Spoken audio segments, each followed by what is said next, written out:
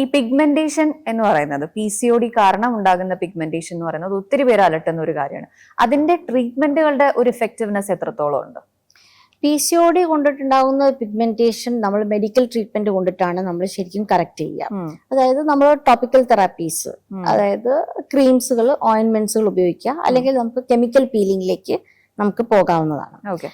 പലതരത്തിലുള്ള പിഗ്മെന്റേഷൻ ഉണ്ടാകും. PCOD അല്ലാത്ത രീതിയിലുള്ള പിഗ്മെന്റേഷൻസുകളും ഉണ്ടാകാം. അങ്ങനെ ആകുമ്പോഴത്തേക്കും നമ്മൾ ലേസർ തെറാപ്പി നമ്മൾ ഉപയോഗിക്കേണ്ടതായിട്ട് വരും. ഇതും നമ്മൾ മൾട്ടിപ്പിൾ സിറ്റിംഗ്സിൽ നമ്മൾ പോകേണ്ടതായിട്ട് വരും. പിന്നെ കുറച്ച് കഴിയുമ്പോഴത്തേക്ക് പ്രായമായവരിൽ നമ്മൾ ഈ മെലാസ്മ കാണും, നമ്മൾ കരിമംഗല്യം എന്ന് പറയും. അത് വളരെ കോമൺലി കണ്ടുവരുന്നതാണ്.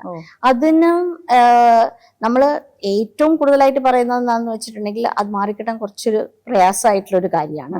അപ്പം ഇതേമാതിരി ടോപ്പിക്കൽ ട്രീറ്റ്മെന്റ്സ്, നമ്മൾ ക്രീംസ് ഉപയോഗിക്കേണ്ടി വരും, റെഗുലർ സൺസ്ക്രീൻ നമ്മൾ ഉപയോഗിക്കേണ്ടി വരും. ഇതേമാതിരി ലേസർ ട്രീറ്റ്മെന്റും അതിന് വളരെ എഫക്റ്റീവായിട്ട് നമ്മൾ കണ്ടുവരാറായിട്ടുണ്ട്.